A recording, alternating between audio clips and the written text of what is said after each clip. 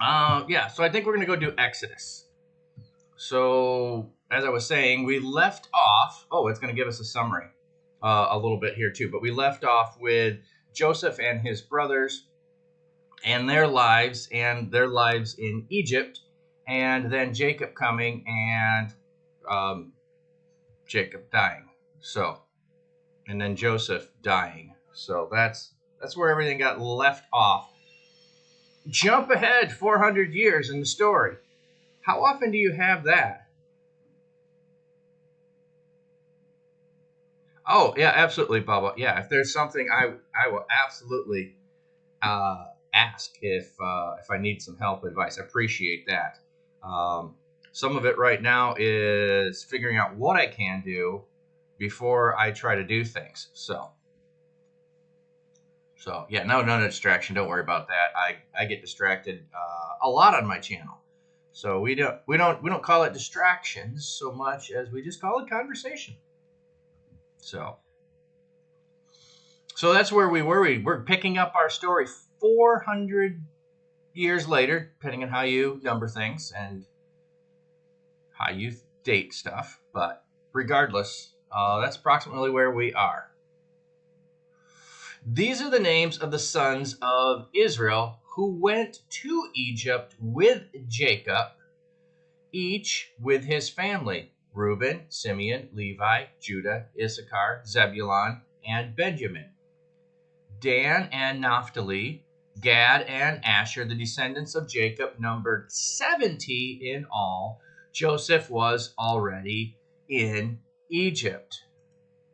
Okay, so here's a little text. It says that the number in some translations and some copies, I should say copies, but it is Septuagint, which would be Greek, so it is a translation, um, have 75. However, here's one of the things that happens. Depending upon your copy, you have the same number in different places in Scripture. So Genesis 46:27 has the same number. Acts 7:14 has the same number. That other number in some places is 75 instead of 70. There's also another place where there's either the number 70 or there's the number 72. And that's what it's talking about. How many nations are there? Are there 70 nations or are there 72 nations? And so that number varies from one place to another. And some of that could just be corrupted text because there was no number system per se in ancient Israel. They used letters to stand in for things. And so the text might have gotten corrupted in the way that things were. You know, you get a smudge on a page, keep bending or rolling it. So it's debated on which it is. I don't know that it matters. Is it that significant if it's 70 people or is it 75? Uh, yeah, I don't know. 70 is the most common number that's used when you're doing the Table of Nations, it seems, or the family of Israel. And so the fact that those two are the same number also when Jesus sends out the 70 disciples in the New Testament. There's a significance, a prominence of the number 7, and we see that over and over. So yeah, all that just because there's a footnote. All right, so that's how many went to Egypt. Now Joseph and all his brothers and all that generation died, but the Israelites were exceedingly fruitful. They multiplied greatly, increasing in number and becoming so numerous that the land was filled with them. Okay, what you want to pay attention to here is the language that's used. Fruitful and multiplied. So they were exceedingly fruitful and they multiplied greatly. They increased in number. Okay, what is all that language? That's all language of Genesis. That's all language of the command to Adam and Eve to be fruitful and multiply, to fill the earth, to subdue it, to increase in number. So here in the book of Exodus, as it begins, it's beginning with the fulfillment that was given, the command that was given to Adam and Eve. And Israel has fulfilled that. So there's a connection there to the command that was given to Adam and Eve to fill the earth and subdue it. And here, Jacob, his family, Israel, has accomplished what they were supposed to do. So then a new king to whom Joseph meant nothing came to power in Egypt. Look, he said to his people, the Israelites have become far too numerous for us. Come, we must deal shrewdly with them, or they will become even more numerous, and if war breaks out, we'll join our enemies, fight against us, and leave the country. I'm just trying to think through the logic of that. Does that really make sense? If you have a people on your border that aren't part of who you are, and an enemy comes to invade, are they going to join sides with the enemy or join sides with you? I don't know. I'm not saying I disagree with it. I'm just saying I'm trying to think through that logic. I don't fully grasp it or understand it. So I think it's important that you dwell on it, not just read past it to get to what's next. Because this had to, in some sense, be a legitimate fear. That's what I want to say. It had to be a legitimate fear, or else why would they have done it? Why would he have, yeah, I'm just saying, I think it has to be legitimate, even though on first glance, I'm like, I don't know if that's true. The other thing is how is it that, well, other translations say, do not know Joseph. I like this translation that says, he meant nothing. Because to me, I struggle with, how does he not know Joseph? Well, not know him in the sense of personally. But that's like saying that pharaohs that came after Ramesses didn't know Ramesses. Well, they knew of Ramesses. So certainly the reputation of Joseph would persist. However, yeah, if we're 400 years later, how many of you know every president of the United States? Yes, there's going to be more of them because they're only serving 8 years average. So, yeah, we're going to add up a whole lot more in 400 years. But just say we have the same number of presidents currently, 40 something, whatever that is, as there was rulers of Egypt over 400 years. Would you know all of them? Probably not. So, yeah, it could be especially easy to then forget somebody who wasn't the pharaoh, who was just an important person. So let me ask you, how many vice presidents you know who didn't become president? How many secretaries of war do you know? Okay, so it starts to make a little more sense now that there's a possibility that they would have forgotten Joseph. There's also the practice that some pharaohs would intentionally try to blot out the memory of other pharaohs. So if they're going to blot out the memory of other pharaohs, there's certainly a possibility they're not going to perpetuate the memory of someone else that's not a pharaoh. All right, fair enough. Okay, enough time in leading into this. So they put slave masters over them to oppress them with forced labor, and they built Pithon and Ramesses as store cities for Pharaoh. But the more they oppressed, the more they multiplied and spread. So the Egyptians came to dread the Israelites and worked them ruthlessly. They made their lives bitter and with harsh labor in brick and mortar, and with all kinds of works in the field. In all their harsh labor, the Egyptians worked them ruthlessly. Here's the thing I don't get. When they come to make them slaves, why don't they just say, hey, no, we're good. We'll leave. We know we're supposed to go back to Canaan. Why don't we just go there?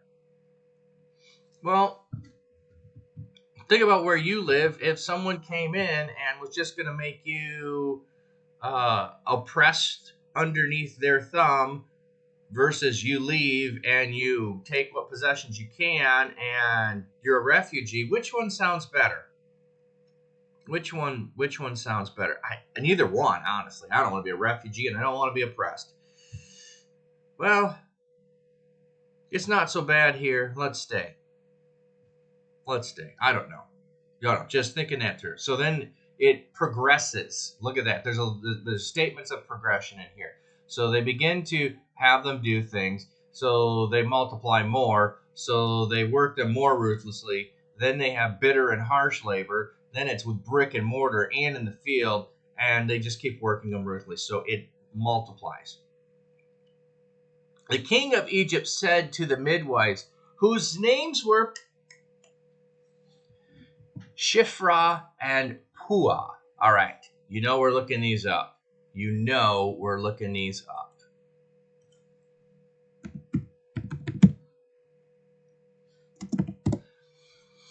Da, da, da.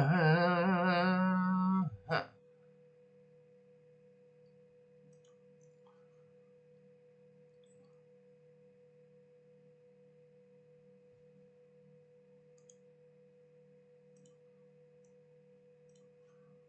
All right. So, Shiphrah.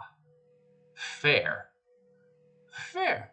You know, fair skin, beautiful, that kind of affair. And Splendid. Oh my goodness, what great names. One of them is Splendid and the other is Fair. I mean, so perhaps both of the. Oh, what if? Because names have meaning and are significant. What if this is not a reference to their physical appearance, but to their character? Isn't that beautiful? This is describing these two midwives as having a beautiful character about them. Oh, yeah. Hey, thanks, Sunshine, for getting the number count up. Yep. Yep.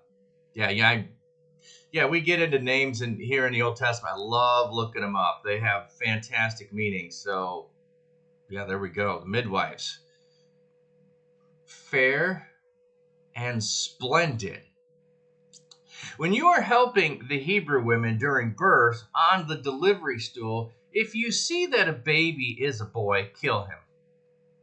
But if it's a girl, let her live. The midwives, however, feared God and did not do what the king of Egypt had told them to do.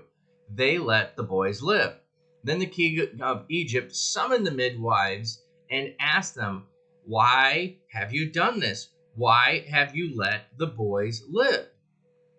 The midwives answered Pharaoh, Hebrew women are not like Egyptian women. They are vigorous and give birth before midwives arrive. I just love this answer. Yes, this is an awesome reply. Yeah, they're just too fast for us. They're vigorous. They just pop them babies out. Hey, welcome in, Anxio. Not sure if I've got that right. Anxio. Good to have you in here, friend. Yes, I am an IRL pastor, and I reading through the Bible in a year on stream. Yeah, midwives' whole job is to bring babies into the world. They're the last people to ask to kill babies. Well, yes. You can call you AJ? Oh, okay. Okay, that sounds good. AJ, thanks for being here. Glad to have you in here, friend. You know, that's an interesting thought. I hadn't fully thought about that, but I have thought about this in regards to it. If you want to destroy a population, you don't kill off the men, you kill off the women. Because women are the ones who give birth. So if you get rid of a woman, you get rid of all of the children of that woman. If you get rid of one man, he can still have children with multiple wives. Not that I'm advocating for that. I'm just thinking biology here and how things work. You go look at the animal kingdom at, I'll just pick on lions. You have 1-2 male lions. Maybe there's a couple others in the pride. However, one lion or two are the ones who mate with all of the lionesses. So if you want to trim the population down, going from 2 to 1 lions makes absolutely no difference. If, however, you get rid of half of the lionesses, they can only still have one baby at a time. So that's going to totally slow down population.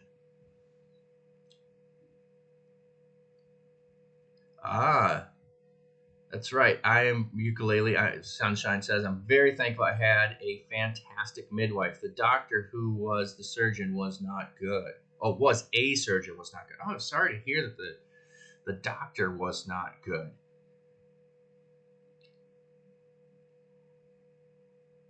Oh, yeah. They didn't want to kill off the population completely, no. But part of their goal, he's saying, is they're too numerous.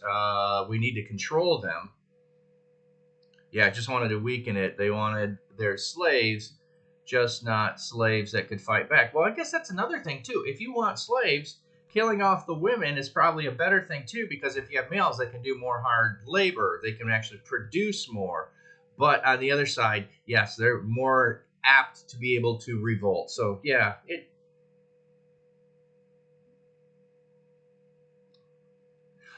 Sounds like what's happening right now with the vax and sterilization. It possibly could be. I don't know all the things that are going on with that. So, yes, they did kill all the boys. I wasn't saying that's what they did. I was saying what would make more sense to achieve the goal that they were setting out to. Would it make sense to kill boys or girls? That's what I was saying, Sunshine. Yeah, no. Pharaoh said kill the boys. The midwife said the Hebrew women are too vigorous. They get there first. So I was just trying to think if he really wanted to accomplish it, did he set out and do the right thing? That's all I was speculating on. I like to think through these things and see, well, do they make sense in the context? Would this have been the right thing? Doesn't mean that they wouldn't have been or weren't. I just want to make sure they make sense to me. So, so they're giving birth before they arrive. So God was kind to the midwives, and the people increased and became even more numerous. See, that's the goal. They're trying to have them not be numerous. So that's why I was saying, would killing off the males have that outcome, even if they did do what they were told? And because the midwives feared God, He gave them families of their own. Okay, so when you see this feared God, really what that is an acknowledgement that they serve and they know the true God. So you might have people that argue whether they're serving God or not, but it's more than what we see when it says that even the demons know and tremble. It's more than that. It's not this, oh, that's the real God and I'm not serving him. No, then God would be blessing them. Excuse me. So it is more of an acknowledgement of he is the true God. And I am going to do what his commands are. So yeah, so it'd be kind of like the expression, I think, in the New Testament, it's God-fearer. Those who know and understand what the scriptures say, but they haven't done everything necessary to become Jewish. And there are a couple things that were necessary. Then Pharaoh gave this order to all his people. Every Hebrew boy that is born must be thrown into the Nile, but let every girl live. Okay, so boys are to be thrown into the Nile. Girls are to be able to live. So the one was to the midwives, and it only mentions two. I don't know if there are other midwives, but we only get the names of two. But certainly, if the population is as large as it is, there would have been more midwives than two, potentially. But they might have had they might have been the overseers of all of the other midwives as well. No, I am, as far as I know, not Jewish. There is a possibility within the family somewhere, but I didn't grow up Jewish or anything like that, which is what I'm assuming you're asking. So no, not Jewish. Just enjoy studying Hebrew. So yeah. So throw the boys in the Nile. All right. Now a man from the tribe of Levi married a Levite woman. Okay, so no, nothing strange there. However, if you remember that the priestly line is to come from the tribe of Levi. So that's an important thing here, that both of them are from the tribe of Levi, to make sure, because Aaron is going to end up being the priestly line. So this is foreshadowing here, so I'm just pointing it out because you might not catch all of that. So the priestly line of Aaron, who is Levite, comes here. So it's pure Levitical, so because both parents were from the tribe of Levi. So just making a note there, that's why it's in the text here. And she became pregnant and gave birth to a son. When she saw that he was a fine child, she hid him for 3 months. Okay, yeah, I was going to say put something in the chat, but I don't know what to put in the chat. Yeah. How many of you moms think you could hide your kid in a 1-room, 2-room hut for 3 months and keep them quiet? Yeah, I'm just thinking no, not really going to happen. How are you hiding a kid for 3 months? Now the first 3 months, yeah, going to be a whole lot easier than 3 months on, because they're going to start crawling, they're going to start making more noise, depending on your kid. Yeah, the first month or two could be sleeping a lot. They're still awake and fussy. You can quiet them sooner, perhaps, if you don't have a colicky baby. Oh my goodness, if he was colicky, how bad would this have been? Yeah. Reminds you of the movie The Quiet Was. Basically impossible. Yeah, exactly. I just want to point out how look, 24 hours a day, someone had to be watching over him for those first 3 months. Yes, it would have got progressively harder every day of those 3 months. But when she could hide him no longer, she got a papyrus basket. Oh, that's interesting. The Hebrew word could also mean ark. Very interesting, like that. I didn't remember that. So the basket could also mean ark. Somebody else I know built an ark to save people.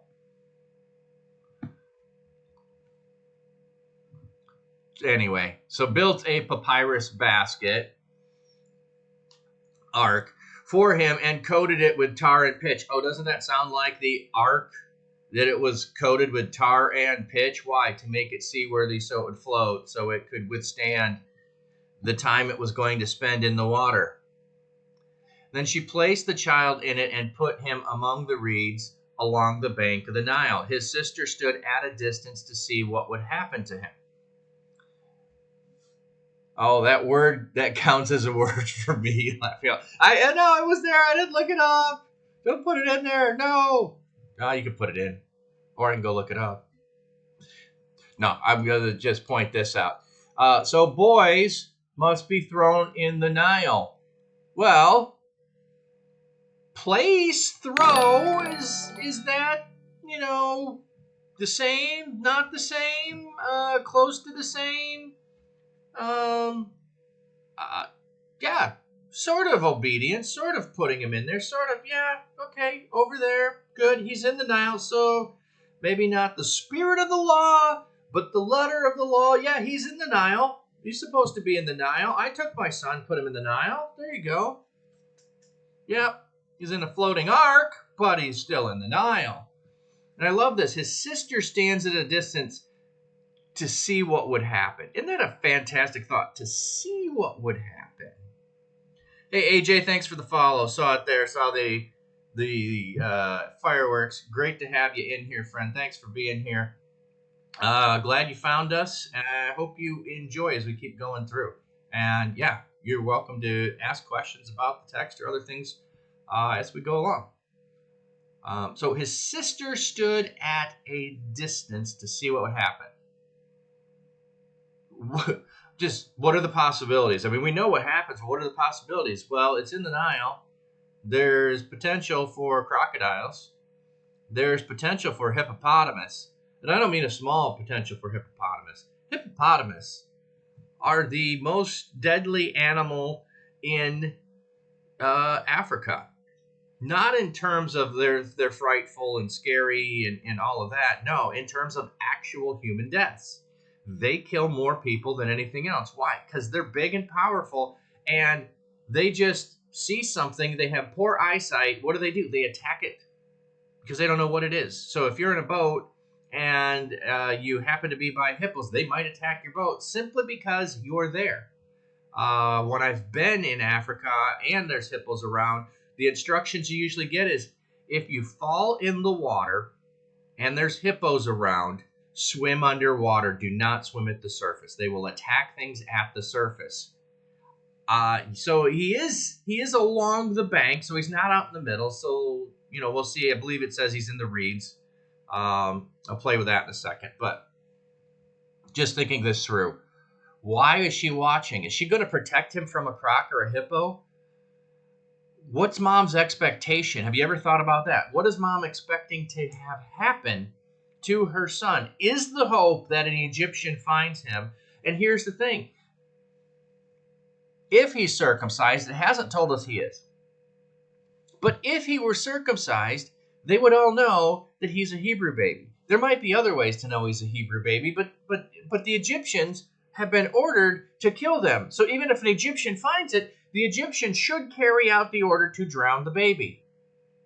I know I'm spending a lot of time here, but I want us to think through the miraculous thing that happens by knowing the risk, knowing the potential of failure of this endeavor, that the book of Exodus could end here in the middle of chapter 2.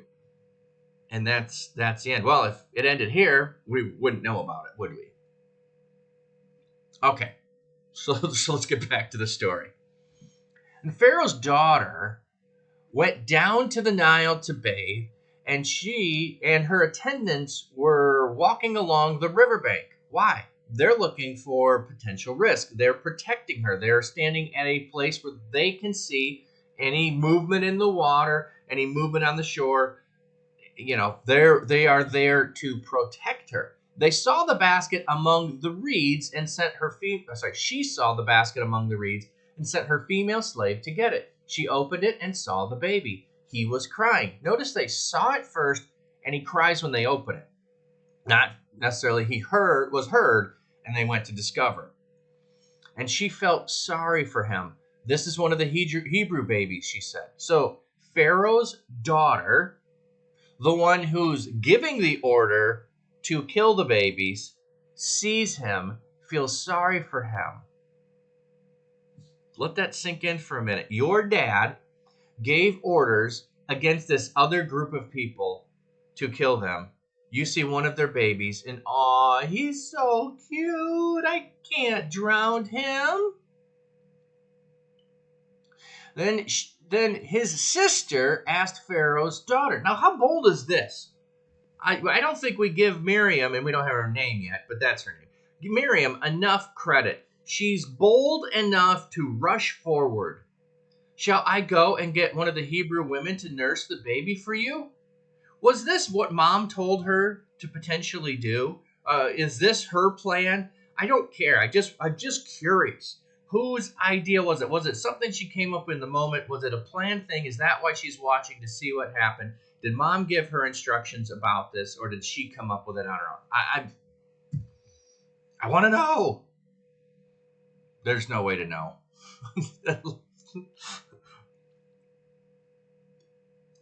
Yes, go, she answered. So the girl went and got the baby's mother. Pharaoh's daughter said to her, "Take this baby and nurse him for me, and I will pay you." Now, how many of moms wouldn't love that? Somebody that's going to pay you to raise your own kid. That sounds like a gig to me.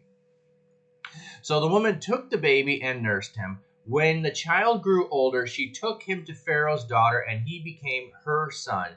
She named him Moses, saying, "I drew him out of the water." So Moses sounds like the Hebrew word for draw out. Yes, it does. However, let me go.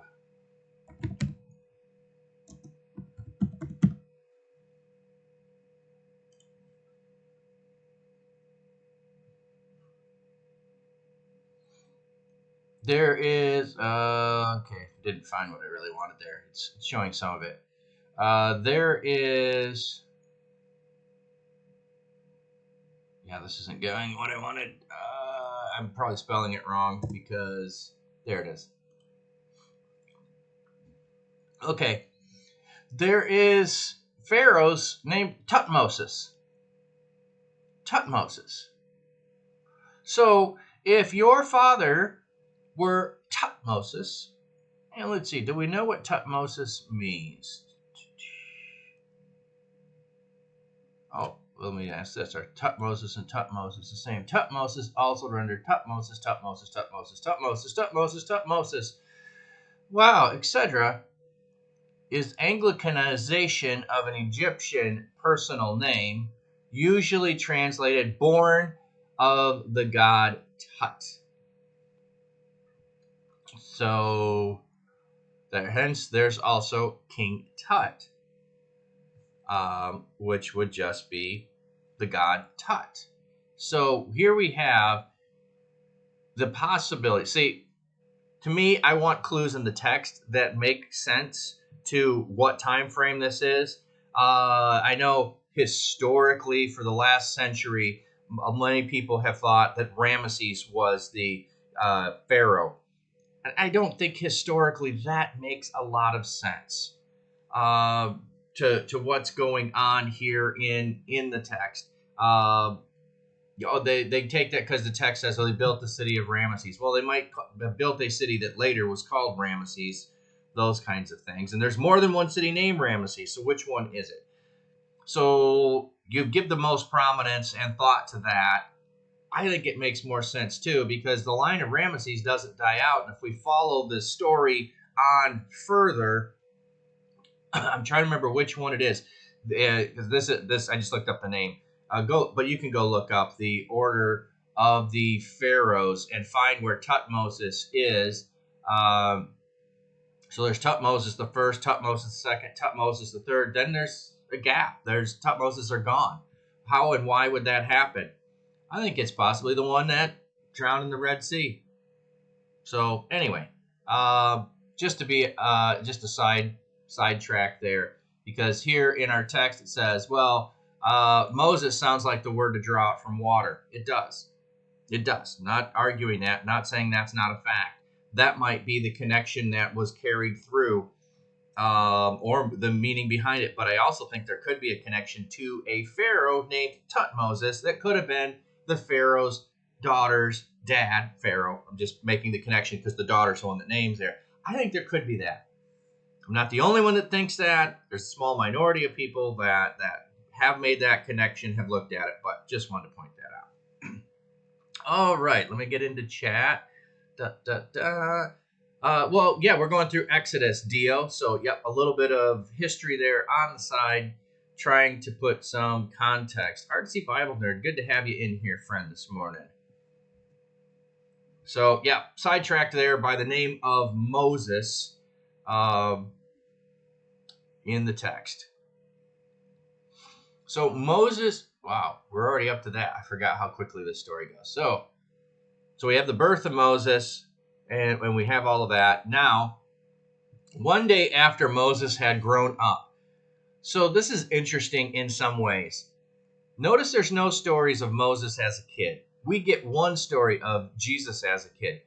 They weren't interested in the lives of people when they were growing up. That was unimportant. Didn't matter. They grew up like everyone else. They went to temple. They celebrated Passover. They worked on the family estate. Whatever it was, it doesn't matter. The only thing we have is one story of Jesus when he was 12, when he went to the temple, and he went missing. So one of the four Gospels tells us that. Otherwise, we have nothing of Jesus. We have nothing of Moses other than born, baby, rescued, and go on. And you'll remember, perhaps, that Jesus, fleeing Herod, goes to Egypt, who then is saved in Egypt from Pharaoh, or from Herod. And here, Moses is saved from Pharaoh. Okay.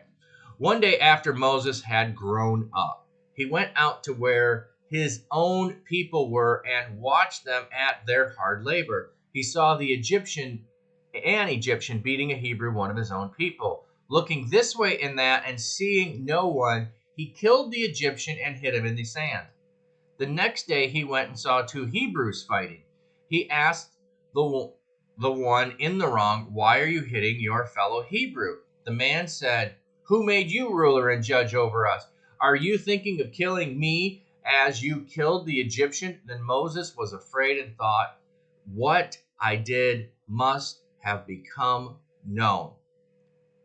Isn't this just fascinating? So the first story we get of Moses, of him doing anything, is murder. I mean, did you notice that? Have you ever noticed that? The first story of Moses, the thing that he does first, the first time we get a story is he's murdering someone. I find that fascinating. So,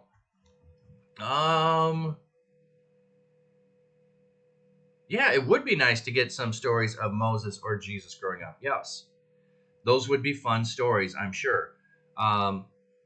However, those stories are probably not stories that would be helpful for us on how we should live. Yeah, so Moses the murderer, that's the first thing we learn about him. We have him as a baby. The story of him as a baby is about his mother and about his sister. Now, his dad's not in the story, but you've got to make an assumption that dad's aware of all the things, but not prominent in the story because no action on his part was necessary, or he's out working continuously at hard labor through this, so maybe no possibility for him to be connected in the story in another way. But I love this. Love how this comes about. So he goes out one day, he sees an Egyptian doing it. We get so little info. He just looks this way and that way. What do you know when someone's looking around? Is anybody watching me? Am I going to get away with this? That's what you have when someone looks this way and that. That's what they're meaning. He's looking this way. He's looking that way. Nobody around. I want to take care of this guy. Now here's the thing.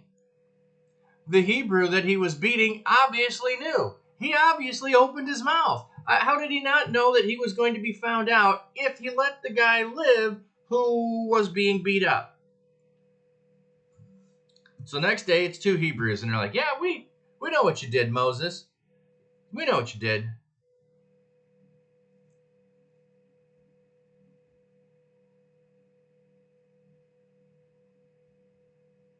Oh yeah, okay. Murder, but gets away with it. Only concerned himself after he finds out someone knew about it. Yeah, his concern, absolutely. He is only concerned with the action of the consequences, not the action he did. So so I'm going to put it this way. There's no remorse that I see here in this section of the text. There could be later.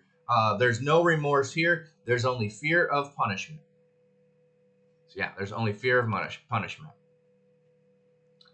So what I did must have found out. When Pharaoh heard of this, he tried to kill Moses. But Moses fled from Pharaoh and went to live in the land of Midian, where he sat down by a well. Now, a priest of Midian had 7 daughters. Isn't that cool? 7 daughters. Oh, yeah, that's not a good first impression. No, not at all. That's how we're starting his story. Doesn't it sound great? Oh, he's rescued as a baby and he's a murderer. He's a murderer. Yeah, wonderful story we've got here. Now, the priest of Midian had 7 daughters. And they came to the well to draw water and filled the trough to water their father's flock. Okay, so flashback, if you were with us, you should hopefully remember that when Abraham sent his servant went to the well and wanted someone to come out and draw water for him. That person was Rebekah. That person became the wife of Isaac.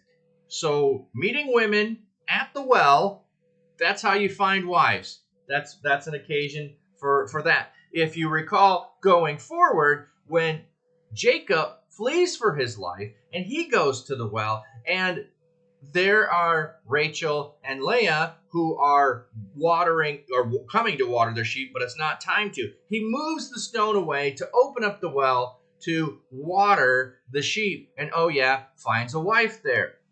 How do you find wife? Go to well. Good place to find shepherdess. They're very beautiful, very skilled, very good wives. I know that sounds really kind of trying to be caveman. If it didn't come across that way, sorry. Just trying to be funny there of making connections there. But isn't that fascinating? Isaac, Jacob, Moses all find wives at wells. Yes, before water cooler talk at the office. Yeah, that's an interesting thought. Yeah, it would be. It'd be talking. It'd be talk in the office in one way. Yeah, interesting. Yeah, the water cooler. I like that analogy. The water cooler. Okay. Okay, where are we at? See, that's why I get sidetracked. Oh, watering their father's flock.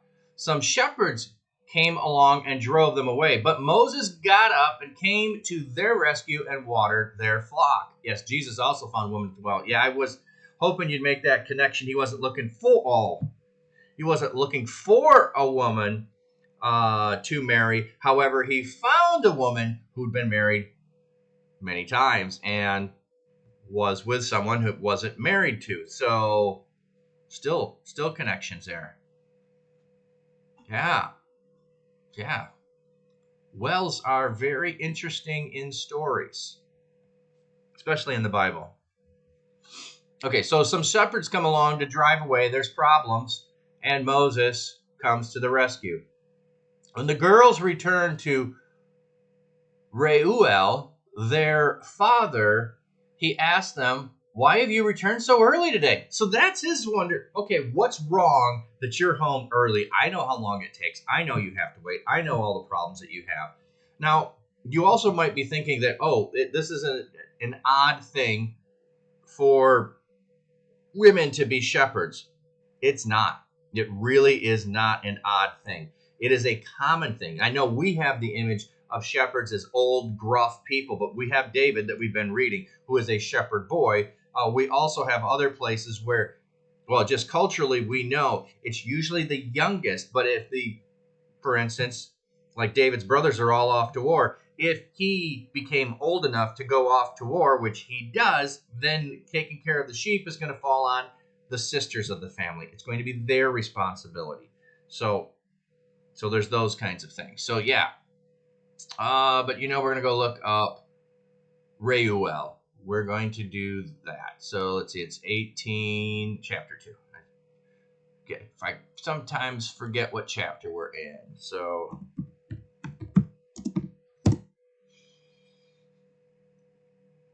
and before we look this up, if you see that there is L at the end of his name, we should find that something in his name meaning says God. Now, he's a priest of Midian. Doesn't say he's a priest of God. So let's see what his name is. What did I not? Oh, there it is. Friend of God. Isn't that cool? Moses's father-in-law, his name is Friend of God. Also, it could be Raguel, not Rauel. So, I'm just wondering if Raul, Spanish name, wonder what that means. I'll look that up on my own. I can't look that up in the Hebrew dictionary. Cool. So, there we have it. Friend of God. Yeah. Probably a song out there about Friend of God.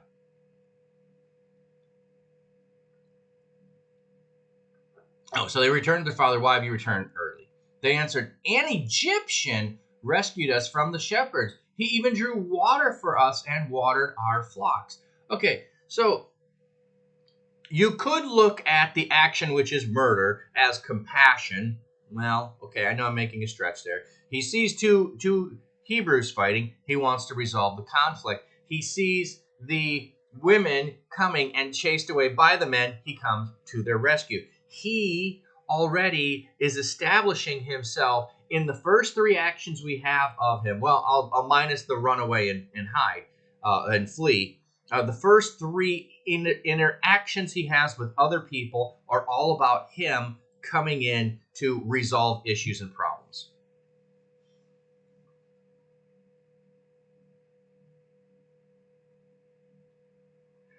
Yes, they are from Midian. Do I have a good map? I didn't go look this up ahead of time. Let me find this for you if I can.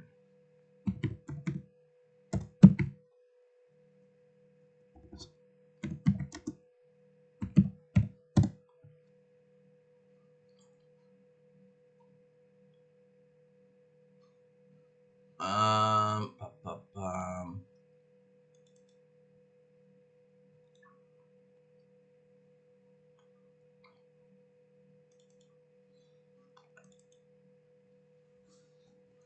Okay. So now let me just say this. There is some debate entirely over the full range of Midian. However, you can see it is in the area of Saudi Arabia. But if you look upwards to, I go to click on it and it's darkening it, so I can't click on it further. You are signed out. Yeah, great, wonderful. I don't care. Oh, it went to Pinterest. That's why. I'm never signed into Pinterest. I'm always signed out. All right, let me find a different map.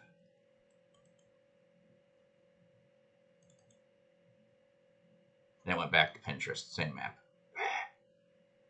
Anyway, if you could see it, there we go. If you can see, the camel's over here. The Sinai Peninsula is in the center here. So right here where the arrows of the roads are, can I blow that up? No, it's not going to blow up. Where the arrows of the roads are, there's a city right there. So most likely he has crossed the Sinai Peninsula. There's probably another map somewhere. You know what? I can maybe just look. Midian.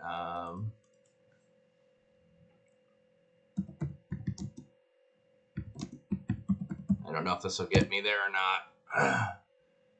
Nope.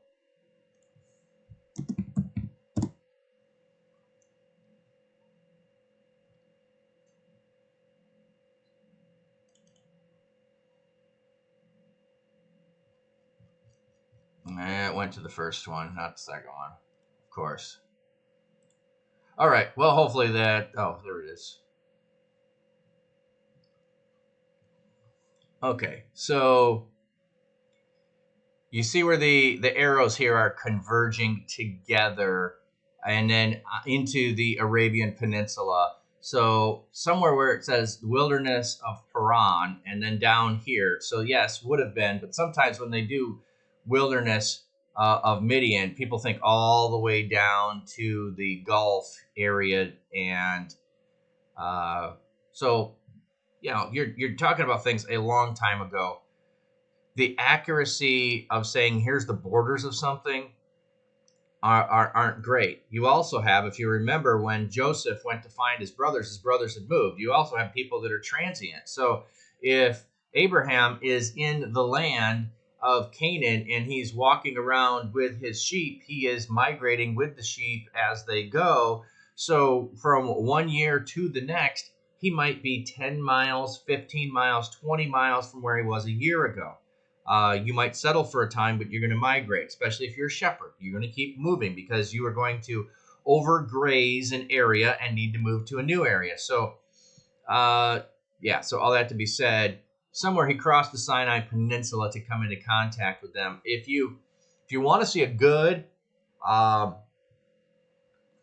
exploration, if I can find it, I'll put it in the chat. I'll put it in the Discord, I should say. I'm not going to go do it now, but if I can find it, I'll put it in the Discord. The Naked Archaeologist. I know it's a funny name if you've never seen the show. Naked by the fact he doesn't go dig anything up. He just looks for it in plain sight. but he did a thing of trying to take all of the clues in Scripture to see where Mount Sinai was. So in that video, he talks about where Midian was and the Midianites and all of that stuff. So he does a good analogy of taking that down. And if you can see here by, it says the Great Sea, would have been the Mediterranean, would have been the land of Goshen there, where the arrow starts on the left and moves over. So, yeah. And you get debate on these things. So that's one of the things I want to say, too, is you get a range that you can be reliable on, but sometimes you get off, and then that historically becomes the belief of here's where it had to be, and those sometimes aren't always correct. So, oh, not what I want. There we go. All right. So, a good question. And I don't know if I fully answered the Midianite and the relationship. Who were the Midianites? Let me do that, because I think that was part of your question too. I want to say one of Lot's daughters, but I don't remember.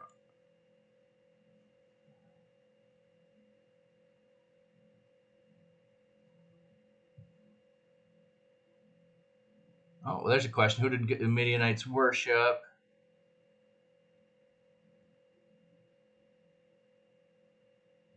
Okay, so it does say here Edom, which is Esau, did worship Yahweh, and so did the Midianites. Okay, so.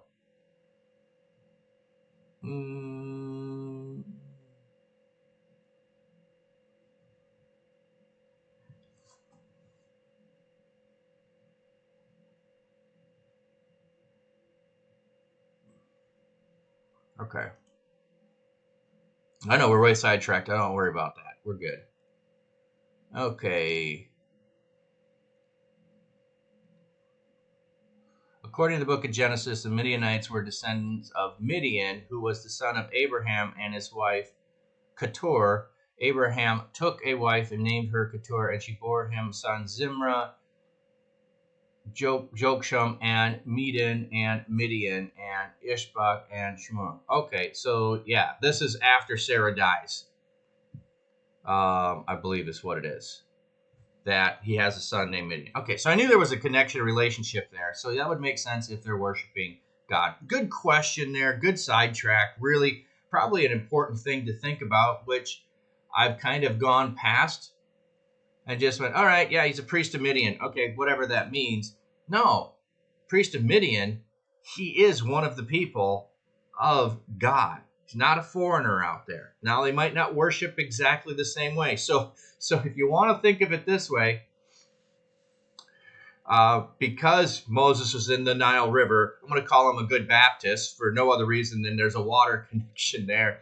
And since, God is my friend, not baptized in the Nile River, he's a good Presbyterian. Maybe he had water sprinkled on his head because he's in the desert. You don't want to waste water. Just making fun there. So they're both worshiping God, but they're going to worship different ways and have different traditions and have different understanding because they've been separated for a period of time. Maybe that makes some sense. Maybe there's a connection there. All right, good question. Good sidetrack there. Israel from Midian, Reuel, and daughters. I thought his name Jethro. Yes. You are correct. I do believe his name shows up Jethro later on in Exodus. Oh yeah, you can't believe every cartoon you watch. I find it interesting. God was moving in other people groups at the same time, but we don't have much info about it. You're right. We only have it when they intersect, which would also be Melchizedek. Melchizedek is also one of those characters that comes in and goes out. Were they tribes of the original group? What they are, so Edom is descendant of Abraham, but through Esau, not through Jacob. So when you say the original group, from Jacob on down, it is just the 12 tribes. But you have further up the tree, so to speak. So Esau, his descendants, Edom. You go one more step up, or two steps back up to Abraham, and then you get Midian there. So in a sense of original group, you also have Ishmael and his descendants, and I don't remember who they're referred to. Maybe they're the Ishmaelites. Would make sense.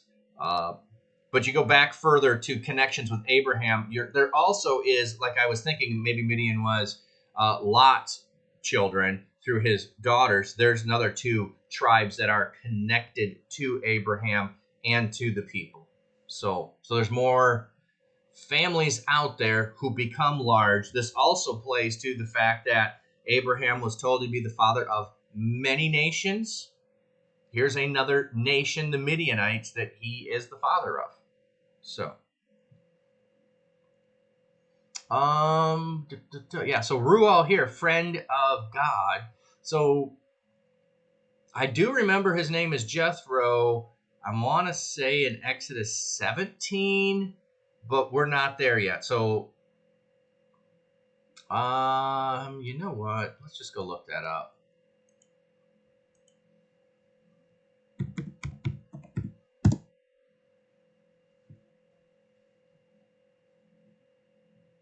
Okay, so here different translations, like I just pulled this up and it's saying Jethro, his father-in-law.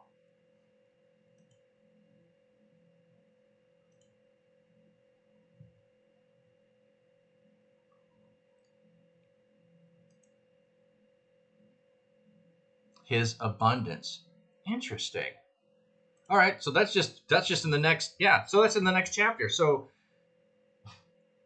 interesting. So this might just be a nickname for him, or maybe the other. Okay, well, yeah, you already got the word plus. Good deal.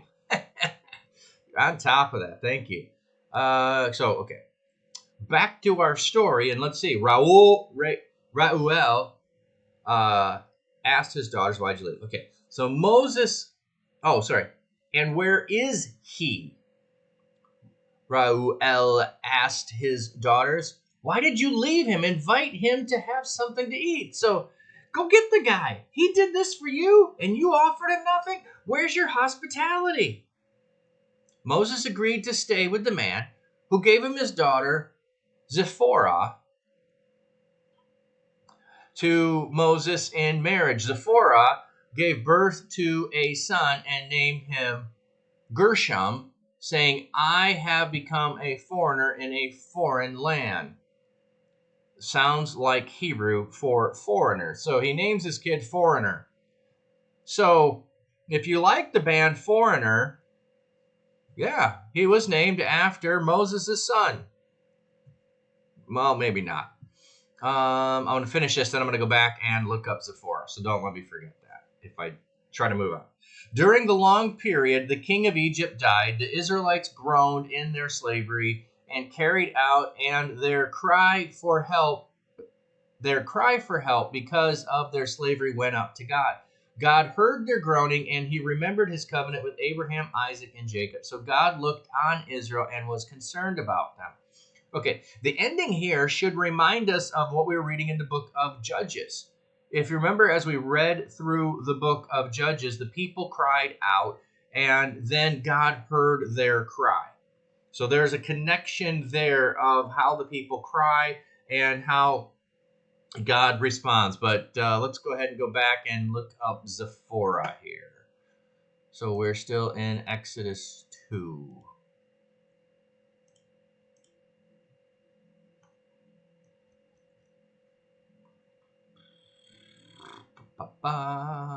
Zipporah.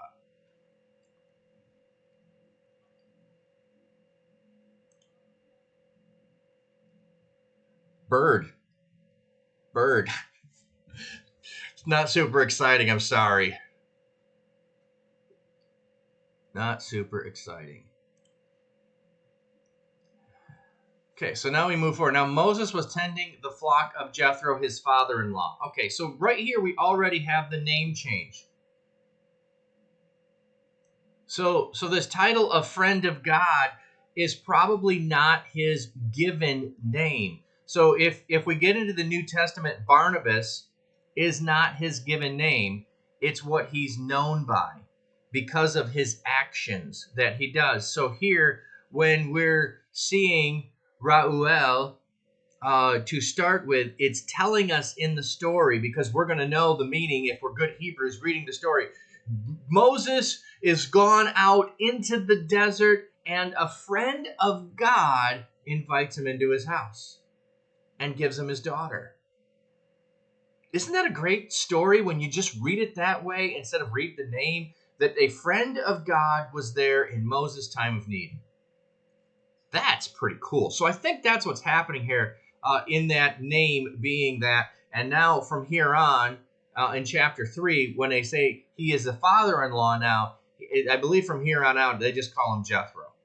So Archie Bible Nerd, if you're still here, I hope that clears up your thoughts of he was named Jethro and you may have got it wrong. No, he is named Jethro. The other is probably a nickname or a title that was bestowed on him, or the way they wanted to introduce him in the story. Not with a real name, but with a name about his character. Just like we had the names of the Hebrew midwives, I think was about their character. One was fine in character, not beauty, I'm thinking internal beauty. And the other one was, what was it? Shoot, escapes me now. I want to say radiant, but that's not the right word. Anyway, so this is how you weave in words in the story that English doesn't catch. Just doesn't make it any better. Oh, good. The Prince of Egypt was right. Yes, Jethro. They just, it's like Peter. Okay, if we look at Peter, splendid. Thank you for remembering. Yes, it was splendid. Yes, that's what it was. I had an R in my head. It was S. Splendid. Yes, that was the name. Isn't that a wonderful name, Splendid? Yeah, like I said, I still think as a description of her character. Here we have Moses' father-in-law's description of his character, friend of God. Okay, so back to our hero. Now Moses was tending the flock of Jethro, his father-in-law, the priest of Midian, and he led the flock as to the far side of the wilderness and came to Horeb, the mountain of God. There the angel of the Lord appeared to him in flames of fire from within a bush. Moses saw that though the bush was on fire, it did not burn up. So Moses thought, I will go over and see this strange sight, why the bush does not burn up.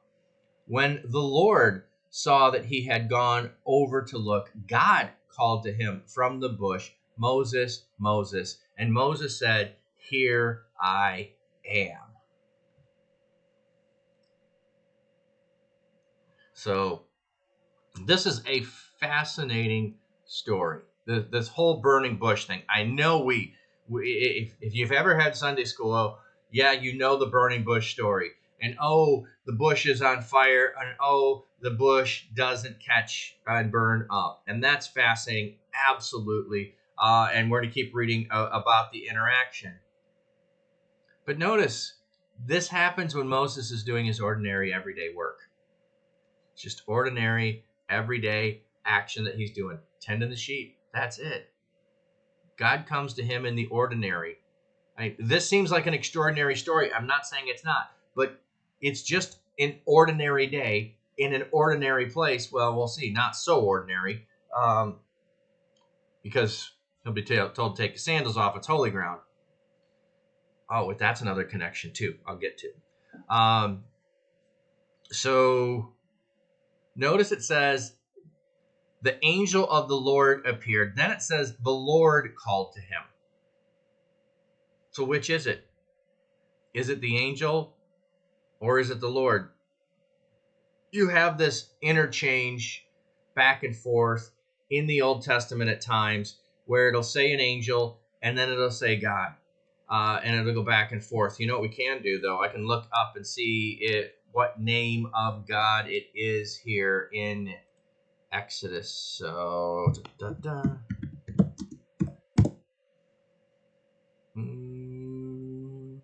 okay, we'll look up what angel's word is.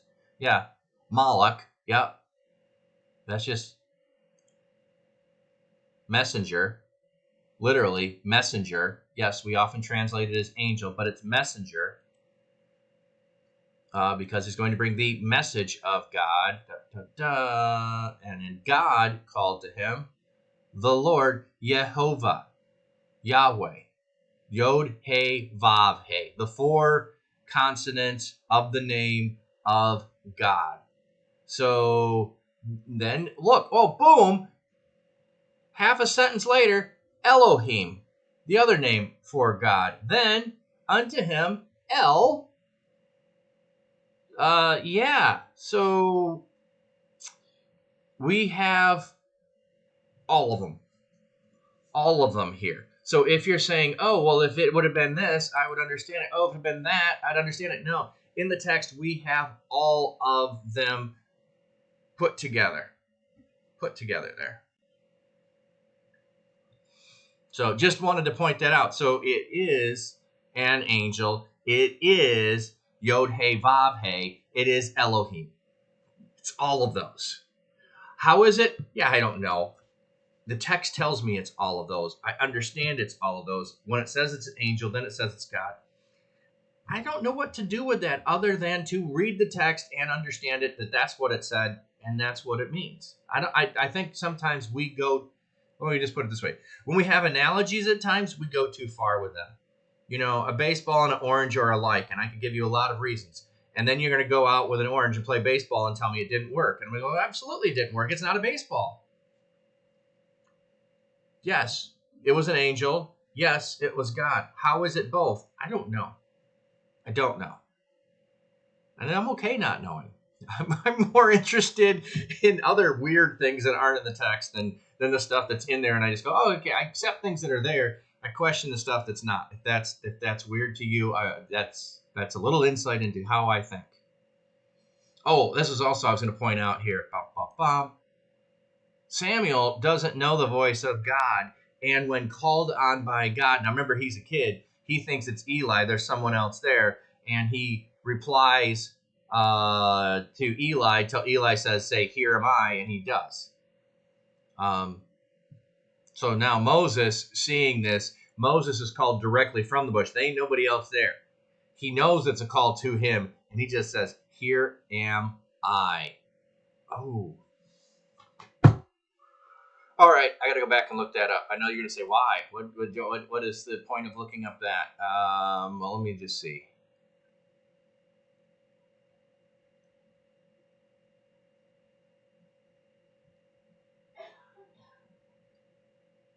Henna. Oh, that's interesting.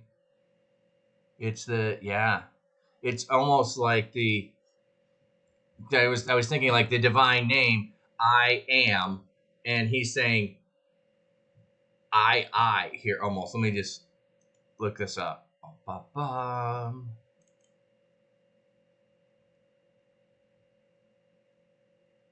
Behold, lo, see, if, yeah.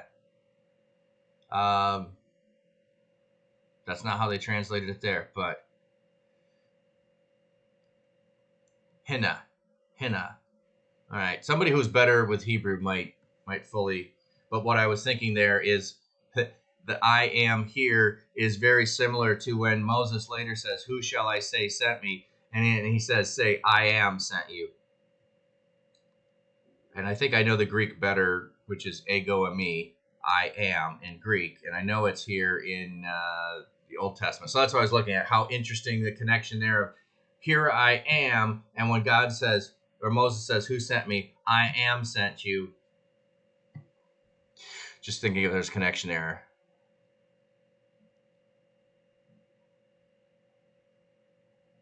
Yes, good thought there on Dio. He could be working through a message proxy because his actual presence could be frightening. Yes. We also, regardless of what this is, we do have other things that clearly do tell us that God, while he may reveal part of him, has not or does not fully reveal himself to people. Even angels at times mask their fullness, it seems to be. But later on, when God says he's going to pass by, he blocks Moses from seeing him until he gets further on along. Oh, you're right. You're right, Dio. I forgot about that.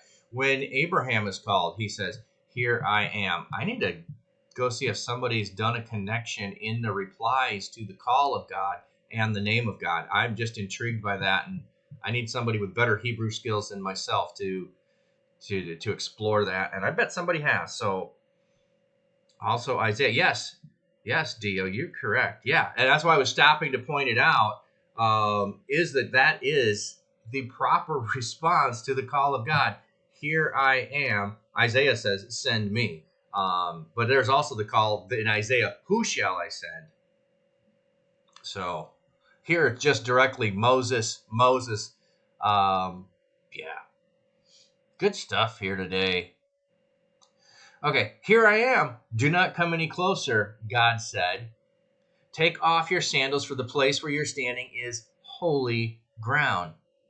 Then he said, I am the God of your father, the God of Abraham. Oh, fathers. Oh, so some texts say, so it could be plural. The God of Isaac, the God of Jacob. So he's jumping way back, not to his actual dad's name, but Abraham, Isaac, and Jacob, the trifecta of the line. So Abraham, then through Isaac, then through Jacob. All others, so the Midianites, the Edomites, cannot claim Abraham, Isaac, and Jacob. They can only claim Abraham. So they can claim sons of Abraham. They cannot claim sons of Abraham, Isaac, and Jacob. So the interesting thing there. At this, Moses hid his face because he was afraid to look at God. The Lord said, I have indeed seen the misery of my people in Egypt. So we should be right now. We should be, because remember what we had, and I pointed it out. We had the people's cry going up and God going to respond. And when we went through the book of Judges, the people's cry went up, and when God was ready to respond, with the exception of one or two, then there's a story of a call on someone's life. There's a couple that aren't, but most often we have then someone is called, and Gideon is a good one of an example of that. The cry goes up, and then an angel comes and visits Gideon, hiding away from the Midianites. He is, isn't he? He is hiding from the Midianites. Oh my goodness. There's an interesting connection. Now, I don't have time for that one, but synapses are firing in my brain right now, connecting all of those things. Okay, so anyway, the connection should be in our minds to the book of Judges. And now clearly is, if you know the story of Gideon and he fights against the Midianites, and now here Moses is, or his children are Midianites and Israelites. Half. So I have come down to rescue them from the hands of the Egyptians and to bring them out of that land into a good and spacious land, a land flowing with milk and honey, the home of the Canaanites, Hittites, Amorites, Perizzites, Hivites, and Jebusites. And now the cry of Israel has reached me, and I have seen the way the Egyptians are oppressing them. So now go, I am sending you to Pharaoh to bring my people, the Israelites, out of Egypt. So again, this is how these calls go out in the book of Judges. And then what we know, there's I'm probably not qualified. I know you're saying that. And there's a banter and things that engage and go further. So we know that, but I'm just pointing out the connection there. But Moses said to God, who am I that I should go to Pharaoh and bring the Israelites out of Egypt? And God said, I will be with you, and this will be the sign to you that it is I who have sent you. When you have brought the people out of Egypt, you will worship God on this mountain. The Hebrew there is plural, meaning the people, everyone. I just have to think God has a sense of humor at times, because The go to the land I will show you. Well, how do I know? Because when you get there, I'll show you. Go and bring the people out of Egypt, and the proof of your success is that when you've done it, you're going to worship me here. Yeah. So success will be the proof of success? Or is it the celebration of success is the proof of success? Notice how in God's mind there's a certainty about these things, and in our minds there's doubt, there's uncertainty, there's unknown, and in God's perspective, it's already happened. So he can view it as the proof has already happened. Because when you're done, you'll be here worshiping. Moses, it didn't happen yet. I just want to say, Moses doesn't say this, but what are you talking about? The proof is that afterwards? How's the proof afterwards do me any good? Afterwards, I don't need proof. No, but you need trust in God, and that's what you have. So, Moses said to God, suppose I go to Israel and say to them, the God of your fathers has sent me. And they ask me, what is his name? What shall I tell them? Oh, here it is in 14. So we'll go look it up in a second. God said to Moses, I am who I am. That is what you are to say to the Israelites. I am has sent you. Or I will be what I will be. Yes, depending on tense. God also said to Moses, say to the Israelites, the Lord, related to the Hebrew word for I am in verse 14. So we got 14 and 15. The God of your fathers, the God of Abraham, the God of Isaac, and the God of Jacob has sent me to you. This is my name forever, the name you shall call me from generation to generation. Now, see, here's a footnote I want. Whoa, was this a quote of something, or is that just here and going to be quoted later? I know it's going to be quoted later. Okay, so so we need 14 and 15.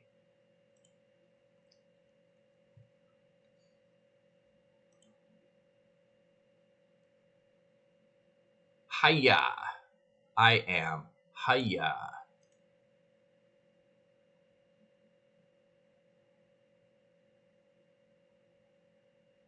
Okay, so it's hiya in both. I am. Aser, I am. Israel, hiya. Again, same. 15, what do we have? God said, moreover unto Moses, thus saith the Lord.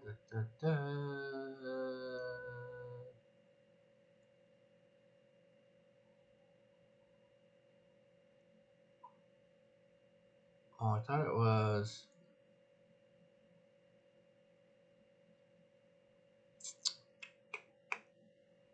Huh. What do we have over here? In 15. Oh, yeah. The Lord. Say to Israel, the Lord. Okay, that's what I was looking for. Said, moreover, unto Moses, thus say you unto the children of Israel, the Lord. Oh, there it is. Yod He Vav He. Okay. Yod He Vav He. So this is simply the phrasing of I am, the Haya. Haya. Oh, I lost it. I know I've heard it before. So it's the, but there it is. There was the other one. So the Lord here is the Yod He Vav He. Yod He Vav He. That is the sacred name. So Yod He Vav He has sent me. The God of Abraham, Isaac, and Jacob. The Yod He Vav He. So my name forever, the name you shall call me from generation to generation. Now notice this. Oh. Let me point this out. The name you shall call me. The Israelites throughout time start to decide not to call God by his name. They'll do like I've been doing and say the consonants, Yod He Vav He. I'm not saying his name, I'm spelling it, Yod He Vav He. Or there's the understanding that they took the vowels, because to begin with, vowels weren't written. They were just understood, and vowels change in words from tense and verbs from, those kinds of things. So there's verb changes in Hebrew tense, or vowel changes in Hebrew tense. So the vowels weren't important initially. They become important later on. They become added later on, and they're just dots for the most part. That's what vowels are. They're dots. So they put the wrong vowels with the yod hey vav hey so that you can't pronounce it. It's supposed to be an impronounceable word. However, we, not knowing that, being foreigners, pronounce it and try to make it a word, and that would be Jehovah. Those are the wrong vowels with the consonants. So it's the vowels of Elohim with the consonants yod hey vav hey. That's what we get. But notice here, so they're doing that to avoid accidentally having an impure thought in their head when reading the Torah and saying the name of God and taking his name in vain when they didn't intend to take his name in vain. So if we never say God's name, we can't take it in vain. And here he says, the name you shall call me. The name you shall call me. Yeah. Yeah, or exactly. Or sometimes, yeah, if you don't use it, then foreigners can't use it either. Yes. Yeah, exactly. So we're saying the wrong name. We're foreigners. We don't know the true name of the true God. Good point as well. But here, they're supposed to call on the name of God forever. From generation to generation, call on me by this name. And they're neglecting that. And not now, but, well, I don't mean not now in the sense, I mean not now in our story, they're not. Later on they do, and today some do as well. So go assemble the elders of Israel and say to them, the Lord, the God of your fathers, the God of Abraham, the God of Isaac, and Jacob, appeared to me and said, I have watched over you and have seen what has been done to you in Egypt, and I have promised to bring you out of your misery in Egypt into the land of the Canaanites, Hittites, Amorites, Perizzites, Hivites, and Jebusites, a land flowing with milk and honey. The elders of Israel will listen to you. Then you and the elders are to go to the king of Egypt and say to him, the Lord, the God of the Hebrews, met with us. Let us take a 3-day journey into the wilderness to offer sacrifices to the Lord our God. But I know that the king of Egypt will not let you go unless a mighty hand compels him.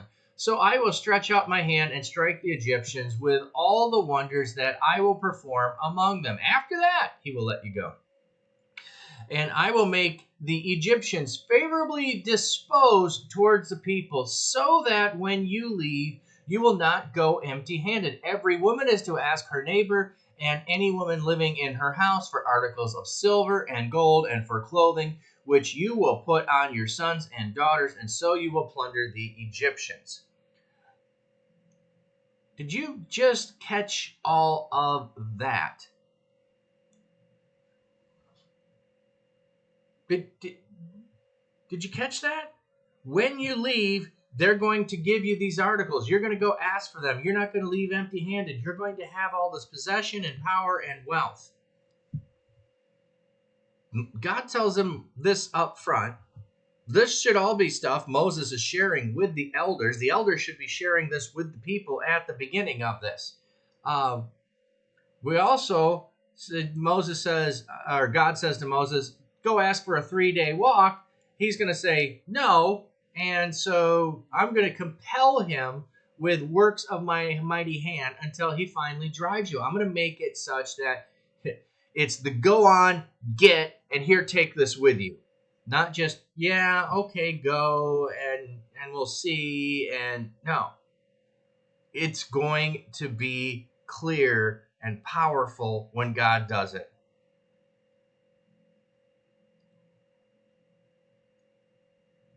Yeah, it's interesting. Earned from save. Oh, yes, absolutely. Just some guy. Yes, the wealth of Egypt certainly grew during the 7-year famine in Joseph's time. Joseph also would have become wealthy among himself, but the whole people well, not a whole people, the household of Pharaoh would have become immensely wealthy during that time. And so, thus, yes, the wealth accumulated by Joseph is going to be given to them. Oh, that's a great, great connection thought. Love that. Love that. All right. So, Moses answered, "What if they do not believe me or listen to me? The Lord didn't appear to you." So, I love that Moses asked this, because frankly, somebody coming to me with this claim that happened, I'm right there with you, Moses. I'm going to say, yeah, prove it. How do I know this is true? And the Lord says to him, "What's in your hand?" "A staff," he replied. The Lord said, "Throw it on the ground." Moses threw it on the ground and it became a snake, and he ran from it. Thank you, Moses. Thank you. I don't care that it's a snake that he runs from it. It was a staff. It had turned into a rat. It would have turned into a cat. I would have run from it. It was a staff. So I know it's a snake, and some people think, yes, you should run from snakes. No, it was in my hand. It's been my shepherd's staff. I've been using that thing. It now is a creature. Yeah. Then the Lord said to him, "Reach out your hand and take it by the tail." So Moses reached out and took hold of the snake and turned back into a staff in his hand. "This," said the Lord, "is so that they may believe that the Lord, the God of their fathers, the God of Abraham, the God of Isaac, and the God of Jacob has appeared to you." Notice every time there's this repetition of the God of Abraham, Isaac, and Jacob. The God of Abraham, Isaac, and Jacob. They want to know the whole lineage, because that's the God. That's the God. Then the Lord said, "Put your hand in your cloak." Okay, before Moses asked for something else, put your hand in your cloak. Do the Napoleon there. And when he took it out, the skin was leprous. It had become white as snow. Yeah. Now put it back in your cloak, he said. So Moses put his hand back in his cloak, and when he took it out, it was restored like the rest of his flesh. That'd be a fascinating trick to do. That would certainly be impressive. Those two things, I'm going to believe whatever this person says. I'm just saying. I think I'm going to believe whatever this person that can do those two things can say.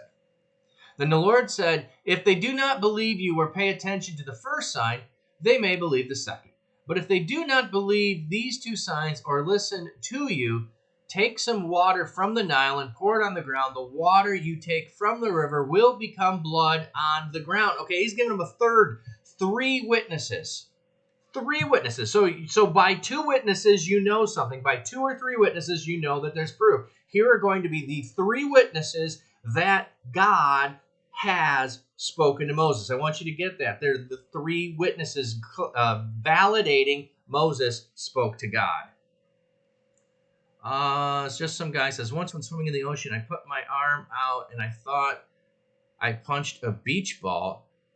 I look at what I hit. It was a jellyfish. Wow, the staff turning into a snake would be a lot more shocking." Yes, certainly would indeed. Hitting a creature while swimming would be quite shocking and take you back. But yes, yeah, like, if I just, my pen right here just turned into something, would be terrifying. Just saying, terrifying. Okay, so here's the 3 witnesses. You're going to have no problem. Moses says to the Lord, so remember Gideon saying, "But I'm the least of the tribes, and I'm the least of this, and I'm the..." Moses is a little bit that way too. "Pardon your servant, Lord. I have never been eloquent, neither in the past, nor since you have spoken to your servant.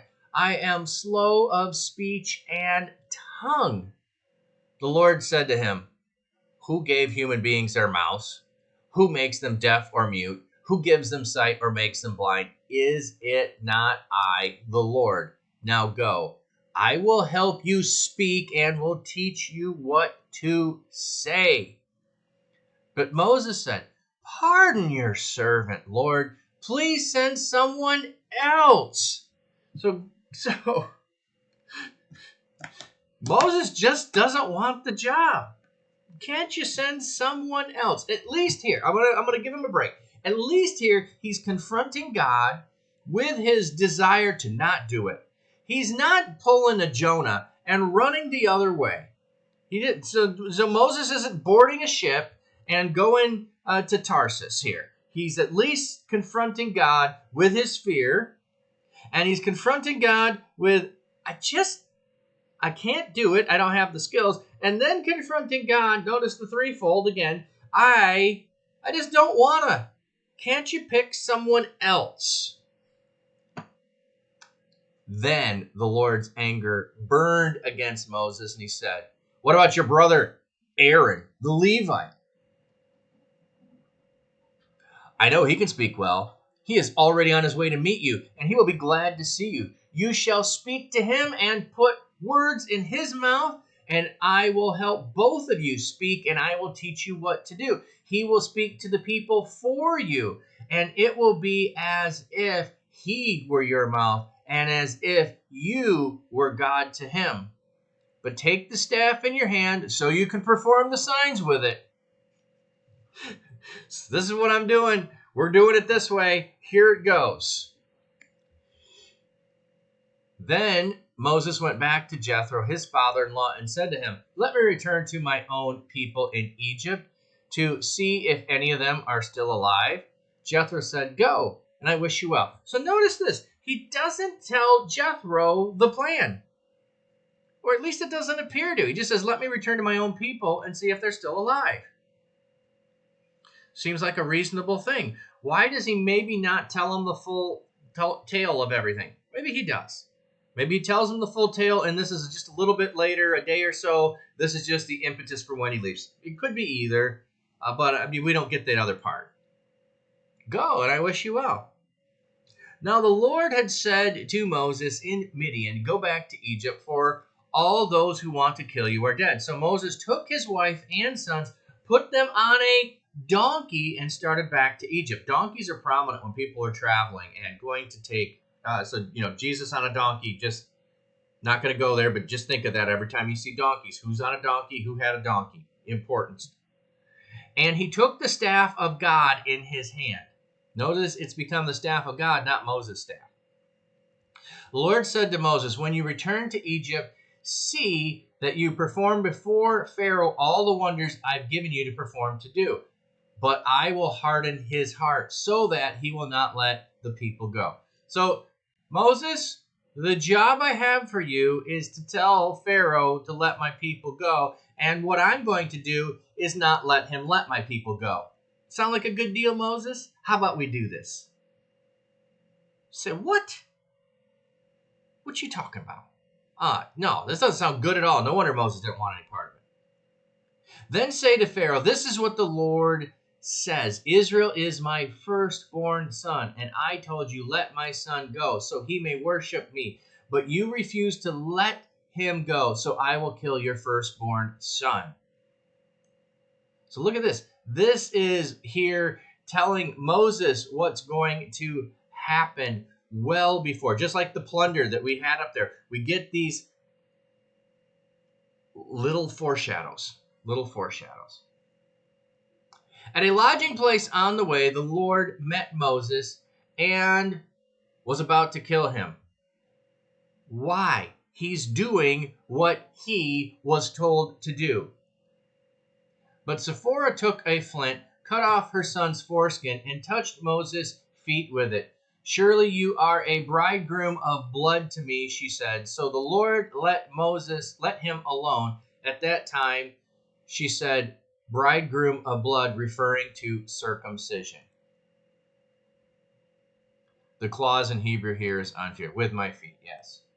Yeah, this is just an odd story. It's almost like we got a little bit missing here. Like Moses was also supposed to have heard the command that he was to circumcise, that was mentioned in the meeting, and maybe it was, and he didn't do it, and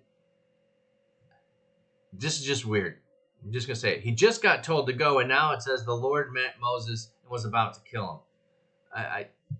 I don't know what to tell you other than it's there, it's confusing, and we have to add a bunch into the story of things we know, but we're left with a bunch of, well, how did Moses know at this time he should have done it, and why didn't he do it? And then his wife has to do it, and then she's upset about this. Look, I don't know what to tell you. You can go read commentaries on it, and I find most of the answers in those less than satisfactory. We're left with a bunch of unknown. That's the truth here. So, okay, continuing. The Lord said to Aaron, go into the wilderness to meet Moses. So he met Moses at the mountain of God and kissed him. Okay, I thought Moses was on his way. He's meeting him at the mountain of God. Oh, okay, well, the mountain of God is in between where he was in Midian and where he was with the sheep, and he went back, and now he's returned and he's made it that far. Hope you're tracking with that. Then Moses told Aaron everything the Lord had sent him to say, and also all the signs he had commanded him to perform. Moses and Aaron brought together all the elders of Israel, and Aaron told them everything the Lord had said to Moses. He also performed the signs before the people, and they believed. Oh, wow. They believed. They did all this, and the people believed. And when they heard the Lord was concerned about them and had seen their misery, they bowed down and worshiped. Okay. So the people believe that Moses is sent by God. And when they hear that God has seen their misery, they bow down and worship. Why then do they not believe everything else going forward? Why then do they end up wandering in the desert? Why then all the other? If here, when Moses comes, they're all, yes, let's do it. Now I'm going to make a connection here, and hopefully this makes sense. Why, when Jesus is going around performing miracles, did the crowds flock to him? Because they're miracles. Why are they believing Moses? Because he did miracles. Why are they bowed down and worshiping? Because they just saw miracles. What happens when you get a little further past the miracles? Jesus didn't do everything they wanted to, so they got rid of him. They turned on him. Moses doesn't do everything the way they want him to, so they're going to turn on him. And then since God doesn't do everything the way they want, they're going to turn on God. So just a connection there. So the presence of miracles causes you to bow down and worship and to believe. Being further removed from them makes it harder to maintain believing them. So if people say, why doesn't God do miracles today? Because if he did, people would have short, fleeting belief. And until God did a miracle again, they would cease to believe. So it makes God out to be only a distributor of miracles to receive worship. So think about this. If your kids only love you at Christmas and on their birthdays, do they really love you? No, they love presents. God doesn't want people that love presents. God wants people that love him. Oh, that's good. That'll preach. All right. So that's what we had for, well, I'm going to say not for today. That wasn't for today. That was Monday's reading that I was making up. No, I didn't make it on Monday, did I? No. I had a meeting and didn't make Monday.